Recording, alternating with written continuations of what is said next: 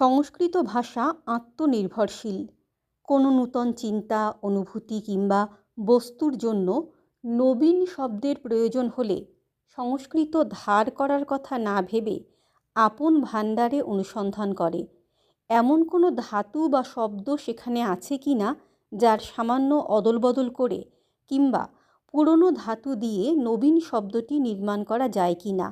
তার অর্থ অবশ্য এ নয় যে সংস্কৃত কশ্চিনকালেও বিদেশি কোনো শব্দ গ্রহণ করেনি, নিয়েছে, কিন্তু তার পরিমাণ এতই মুষ্টিমেয় যে সংস্কৃতকে স্বয়ংসম্পূর্ণ ভাষা বলাতে কারো কোনো আপত্তি থাকার কথা নয়। প্রাচীন যুগের সব ভাষাই তাই। হিব্রু, গ্রিক, আবেস্তা এবং ঈষৎ পরবর্তী যুগের আরবিও আত্মনির্ভরশীল এবং অধিকাংশ ক্ষেত্রেই স্বয়ংসম্পূর্ণ। বর্তমান যুগের ইংরেজি ও বাংলা আত্মনির্ভরশীল নয়।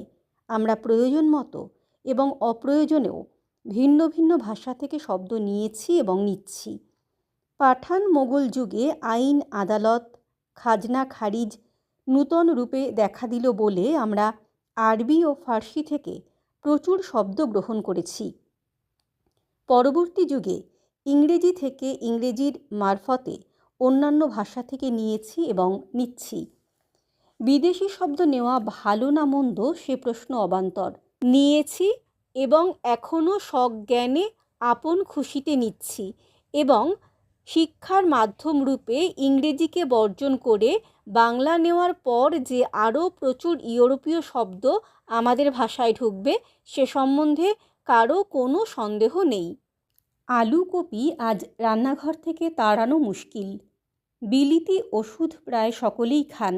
ভবিষ্যতে আরও নূতন নূতন ওষুধ খাবেন বলেই মনে হয়।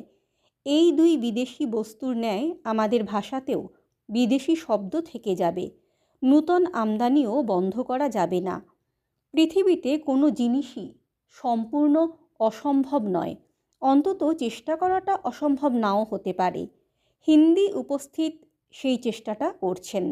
বহু সাহিত্যিক উঠে পড়ে লেগেছেন হিন্দি থেকে আরবি, ফার্সি এবং ইংরেজি শব্দ তাড়িয়ে দেবার জন্য। চেষ্টাটার ফল আমি হয়তো দেখে যেতে পারবো না, আমার তরুণ পাঠকেরা নিশ্চয়ই দেখে যাবেন। ফল যদি ভালো হয় তখন তারা না হয় চেষ্টা করে দেখবেন। বলা বাহুল্য, রবীন্দ্রনাথ স্বচ্ছন্দে লিখেছেন, আবরু দিয়ে, ইজ্জত দিয়ে, ইমান দিয়ে, বুকের রক্ত দিয়ে। নজরুল ইসলাম ইনক্লাব নয় এবং শহীদ শব্দ বাংলায় ঢুকিয়ে গিয়েছেন। বিদ্যাসাগর সাধু রচনায় বিদেশি শব্দ ব্যবহার করতেন না। বেনামিতে লেখা অসাধু রচনায় চুটিয়ে আরবি ফার্সি ব্যবহার করতেন। আর অতিশয় নিষ্ঠাবান ব্রাহ্মণ পণ্ডিত হরপ্রসাদ আরবি ফার্সি শব্দের বিরুদ্ধে জিহাদ ঘোষণা করা আহাম্মকি বলে মনে করতেন। আলাল ও হুতমের ভাষা বিশেষ উদ্দেশ্যে নির্মিত হয়েছিল। সাধারণ বাংলা এ স্রোতে গা ঢেলে দেবে না বলে তার উল্লেখ এ স্থলে নিষ্প্রয়োজন এবং হিন্দির বঙ্কিম স্বয়ং প্রেমচন্দ্র হিন্দিতে বিস্তর আরবি ফার্সি ব্যবহার করেছেন। এ স্থলে আরেকটি কথা বলে রাখা ভালো, রচনার ভাষা তার বিষয়বস্তুর ওপর নির্ভর করে। শঙ্কর দর্শনের আলোচনায় ভাষা সংস্কৃত শব্দবহুল হবেই। পক্ষান্তরে মোগলাই রেস্তোরাঁর বর্ণনাতে ভাষা অনেকখানি হুতম ঘেঁষা হয়ে যেতে বাধ্য। বসুমতীর সম্পাদকীয় রচনার ভাষা এক, তাতে আছে গাম্ভীর্য। বাঁকা চোখের ভাষা ভিন্ন, তাতে থাকে চটুলতা। বাংলায় যেসব বিদেশি শব্দ ঢুকেছে তার ভিতরে আরবি, ফার্সি এবং ইংরেজিই প্রধান। সংস্কৃত শব্দ বিদেশি নয় এবং পর্তুগিজ, ফরাসি, স্প্যানিশ শব্দ এতই কম যে সেগুলো নিয়ে অত্যধিক দুশ্চিন্তা করার কোনো কারণ নেই। বাংলা ভিন্ন অন্য যে কোনো ভাষার চর্চা আমরা করি না কেন, সে ভাষার শব্দ বাংলাতে ঢুকবেই। সংস্কৃত চর্চা এদেশে ছিল বলে বিস্তর সংস্কৃত শব্দ বাংলায় ঢুকেছে, এখনও আছে বলে অল্প বিস্তর ঢুকছে। যতদিন থাকবে ততদিন আরও ঢুকবে বলে আশা করতে পারি। স্কুল কলেজ থেকে যে আমরা সংস্কৃত চর্চা উঠিয়ে দিতে চাই না, তার অন্যতম প্রধান কারণ বাংলাতে এখনও আমাদের বহু সংস্কৃত শব্দের প্রয়োজন। সংস্কৃত চর্চা উঠিয়ে দিলে আমরা অন্যতম প্রধান খাদ্য থেকে বঞ্চিত হব। ইংরেজির বেলাতেও তাই। বিশেষ করে দর্শন, নন্দনশাস্ত্র, পদার্থবিদ্যা, রসায়নবিদ্যা ইত্যাদি জ্ঞান এবং ততোধিক প্রয়োজনীয় বিজ্ঞানের শব্দ আমরা চাই। রেলের ইঞ্জিন কী করে চালাতে হয় সে সম্বন্ধে বাংলাতে কোনো বই আছে বলে জানি নে। তাই এসব টেকনিক্যাল শব্দের প্রয়োজন যে আরও কত বেশি সে সম্বন্ধে কোনো সুস্পষ্ট ধারণা এখনও আমাদের মনের মধ্যে নেই। সুতরাং ইংরেজি চর্চা বন্ধ করার সময় এখনও আসেনি। একমাত্র আরবি ফার্সি শব্দের বেলা অনায়াসে বলা যেতে পারে যে এই দুই ভাষা থেকে ব্যাপকভাবে আর নূতন শব্দ বাংলাতে ঢুকবে না। পশ্চিমবাংলাতে আরবি ফার্সি চর্চা যাবো করছে।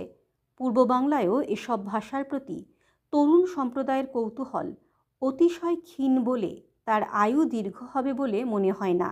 এবং শেষ কথা, আরব ইরানে অদূর ভবিষ্যতে যে হঠাৎ কোনো অভূতপূর্ব জ্ঞানবিজ্ঞানের চর্চা আরম্ভ হয়ে বাংলাকে প্রভাবিত করবে তার সম্ভাবনাও নেই। কিন্তু যেসব আরবি ফার্সি শব্দ বাংলাতে ঢুকে গিয়েছে তার অনেকগুলো যে আমাদের ভাষাতে আরও বহুকাল ধরে চালু থাকবে সে বিষয়ে কোনো সন্দেহ নেই। এবং দ্বিতীয়ত, কোনো লেখক নূতন বিদেশি শব্দের সন্ধান বর্জন করে পুরনো বাংলার চণ্ডী থেকে আরম্ভ করে হুতম পর্যন্ত অচলিত আরবি ফার্সি শব্দ তুলে নিয়ে সেগুলো কাজে লাগাবার চেষ্টা করছেন। কিছুদিন পূর্বেও এই এক্সপেরিমেন্ট করা অতিশয় কঠিন ছিল, কিন্তু অধুনা বিশ্ববিদ্যালয়ের কল্যাণে অনেক ছাত্রছাত্রীকে বাধ্য হয়ে পুরনো বাংলা পড়তে হয়। তারা এই সব শব্দের অনেকগুলো অনায়াসে বুঝতে পারবে বলে অচলিত অনেক আরবি ফার্সি শব্দ নূতন মেয়াদ পাবে। এই পরিস্থিতির সামনে জীবনমৃত এসব শব্দের একটা নূতন খতেন নিলে ভালো হয়। ভারতীয় মক্তব মাদ্রাসায় যদিও প্রচুর পরিমাণে আরবি ভাষা পড়ানো হয়েছিল, তবু কার্যত দেখা গেল ভারতীয় আর্যগণ ইরানি আর্য সাহিত্য অর্থাৎ ফার্সির সৌন্দর্যে অভিভূত হলেন বেশি। উর্দু সাহিত্যের মূল সুর তাই ফার্সির সঙ্গে বাঁধা, আরবির সঙ্গে নয়। হিন্দি গদ্যের ওপরও বাইরের যে প্রভাব পড়েছে সেটা ফার্সি, আরবি নয়। একদা ইরানে যেরকম আর্য ইরানি ভাষা ও সেমিতি আরবি ভাষার সংঘর্ষে নবীন ফার্সি জন্মগ্রহণ করেছিল, ভারতবর্ষে সেই সংঘর্ষের ফলে সিন্ধি, উর্দু ও কাশ্মীরি সাহিত্যের সৃষ্টি হয়।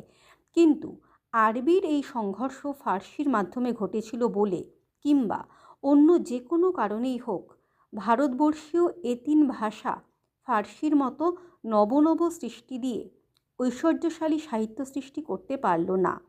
উর্দুতে কবি ইকবালই এ তত্ত্ব সম্যক হৃদয়ঙ্গম করেছিলেন ও নূতন সৃষ্টির চেষ্টা করে উর্দুকে ফার্সির অনুকরণ থেকে কিঞ্চিত নিষ্কৃতি দিতে সক্ষম হয়েছিলেন। বাঙালির সর্বশ্রেষ্ঠ সাহিত্য সৃষ্টি তার পদাবলী কীর্তনে। এ সাহিত্যের প্রাণ এবং দেহ উভয়ই খাঁটি বাঙালি। এ সাহিত্যে শুধু যে মহাভারতের শ্রীকৃষ্ণ বাংলায় খাঁটি কানুরূপ ধারণ করেছেন তাই নয়, শ্রীমতী শ্রীরাধাও যে একেবারে খাঁটি বাঙালি মেয়ে সে বিষয়ে কোনো সন্দেহ নেই। ভাটিয়ালির নায়িকা, বাউলের ভক্ত, মুর্শিদিয়ার আশিক ও পদাবলীর শ্রীরাধা একই চরিত্র একই রূপে প্রকাশ পেয়েছেন। বাঙালির চরিত্রে বিদ্রোহ বিদ্যমান। তার অর্থ এই যে কি রাজনীতি, কি ধর্ম, কি সাহিত্য, যখনই যেখানে সে সত্য, শিব, সুন্দরের সন্ধান পেয়েছে তখনই সেটা গ্রহণ করতে চেয়েছে এবং তখন কেউ গতানুগতিক পন্থা, প্রাচীন ঐতিহ্যের দোহাই দিয়ে সে প্রচেষ্টায় বাধা দিতে গেলে তার বিরুদ্ধে বিদ্রোহ করেছে। এবং তার চেয়েও বড় কথা, যখন সে বিদ্রোহ উচ্ছৃঙ্খলতায় পরিণত হতে চেয়েছে তখন তার বিরুদ্ধে আবার বিদ্রোহ করেছে। এ বিদ্রোহ বাঙালি হিন্দুর ভিতরই সীমাবদ্ধ নয়, বাঙালি মুসলমানও এ কর্মে পরম তৎপর। ধর্ম বদলালেই জাতির চরিত্র বদলায় না।